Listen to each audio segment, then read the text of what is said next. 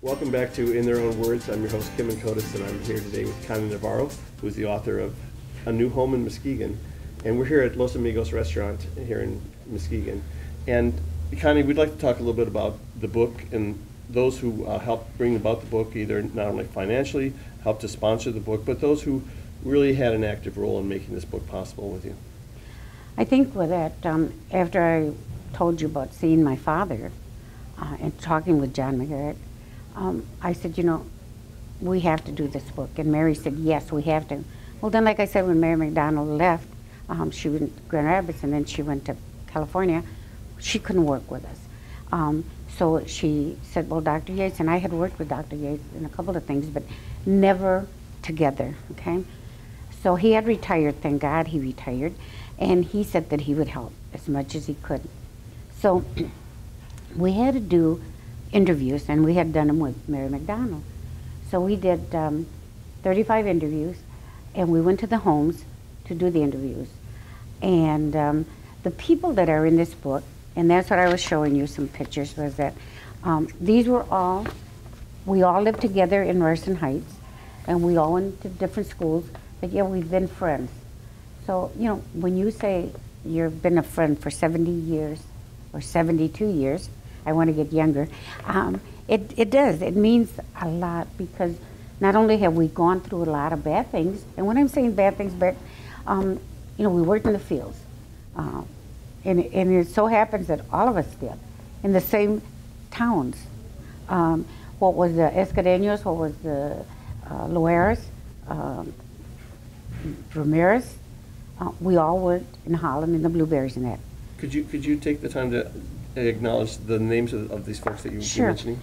The ones that helped write this book and is Pete and Lupe Cortez, Rob, Albert and Maria Guerrero, and I'm thankful to this one especially because he's Ramiro Rodriguez, and Ramiro's dad, I had interviewed him a long time ago. He was the first Latino in the service to have a squad of Latinos. And then Betty Barr, Tomás Ibarra, Gloria Nel Torres, and Dr. Yates. We had some other helpers, and again, because of sickness, they couldn't go on. But these are the ones that were at Ryerson Heights and told their stories of how they felt and everything.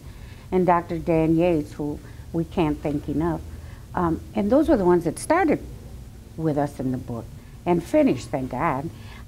But at the time, as you know, the inspiration of this was to leave something behind and to leave something of our family. So when our great-grandkids come up, or their kids, hey, let's go to the museum and see something. Or let's have a book, get your book out and read it. Videos and all that are good, and books are too.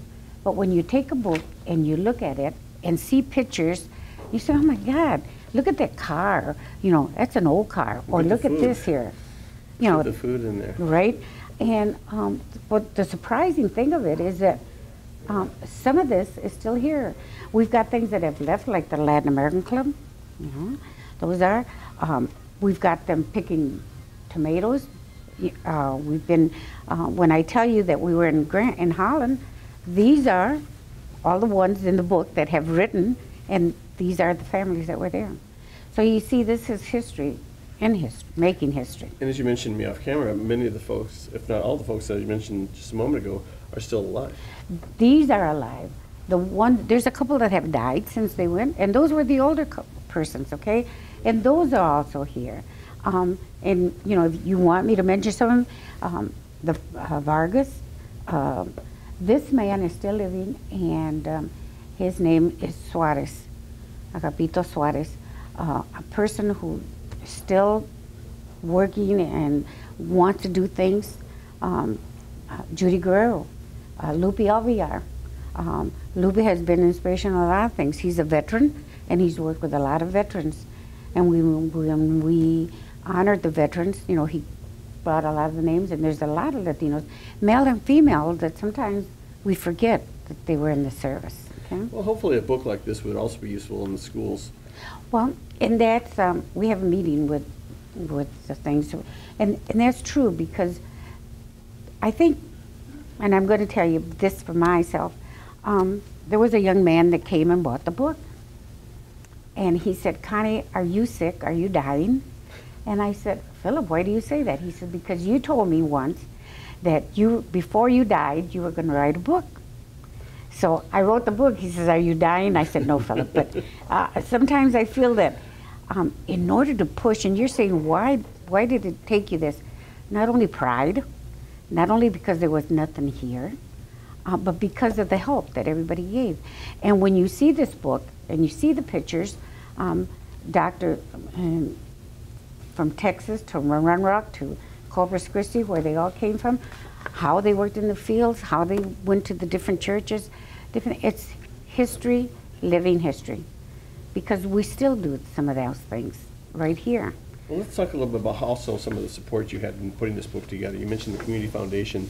What were some of the challenges in terms of putting it together, and those people who helped? You have a publisher. Could you acknowledge that as well? I think that, and I'm going to be honest with you, when I was growing up, they said it was important to get your schooling. It was also important to learn working in the field so you could rely on something, either cleaning, washing, cooking, or anything, okay? So I started working at social services and worked there for 27 and a half years. And I worked with all the populations, okay? And I had a good rapport with them. But then after I retired, I went to the Community Foundation. And you meet people as you go along in life, okay? And so like Dr. Yates was at the college. Mr. Benavides, Alfredo Benavides, who was a person that had came from Texas as a migrant, went to Michigan State University, graduated from there, is a professor in Texas, and he came so when we did the book so he could be here, because we took some of his thing. The Community Foundation helped us with a grant. The Cucci Foundation in Grand Rapids, Grand Valley State, Dr. Cucci has a foundation to work with historians and that. So that's where we got that, because when Dr. Yates says, well, I'll help you, this was a historian that was helping us. Dr. Steve Demos, he's a retired doctor, very good person. Did I know him? No. Did my niece know him? Yes, because she's a registered nurse. So Dr. Steve and Beatrice were friends from the hospital. From the Community Foundation, Mary had worked there, and then she left. But Chris McGuigan, who is the director, because I had worked there, she knew me. And Dr. Vita Tucker is the one that, she had gone to a meeting with migrants, and she left some papers there saying that the Cucci Foundation wanted to work with minorities, okay? And so I called her up and I said, we're trying to do this, and she says, don't worry, meet me, give me a date and time, and we'll meet. So the group of Latinos Looking for the Future and Dr. Yates, we met with Dr. Tucker, and before she said they were going to help. And to this day, again, how we work together, not only because the funding and the editor and Dr. Demos did all the different pictures in here, the forming, Dr. Yates did the writing. The thing is that because of this, other towns are doing the same thing. We've got Hart, for instance. Hart's in this book because the Hart Fiesta, and when we work cherries in that there. And people think I brag, but I don't, but my sister was the first queen in Hart for the first Hart Fiesta. And those pictures are here. And so then the library in Hart and the museum called and said if they could have some pictures or copies of them, because they didn't have them.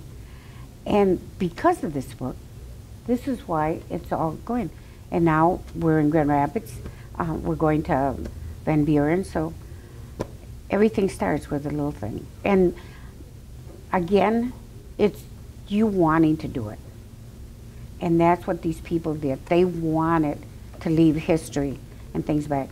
And these that are here, their children are the ones that got their masters. They're either dentists. In fact, some of our queens from our group, which is Latinos Working for the Future, that had ran for queen before, they are now counselors, teachers, working in different things, dentists. So really, if you look around Muskegon, the face of the Latino community is everywhere. It's everywhere, and it's growing. Like I said before, kids used to translate for their parents here in Muskegon and other places because you rely on your family, okay? And now, with the help, when I was working at the foundation, we did a translating class. And so the hospitals would have, at that time it was Heckley Hospital and Latinos Working for the Future, and we did a translating class. Those ones that passed the translating class, after taking the course and everything, they were put on a translating list, and they were the ones that would come and translate and get paid for it, which before it wasn't even there.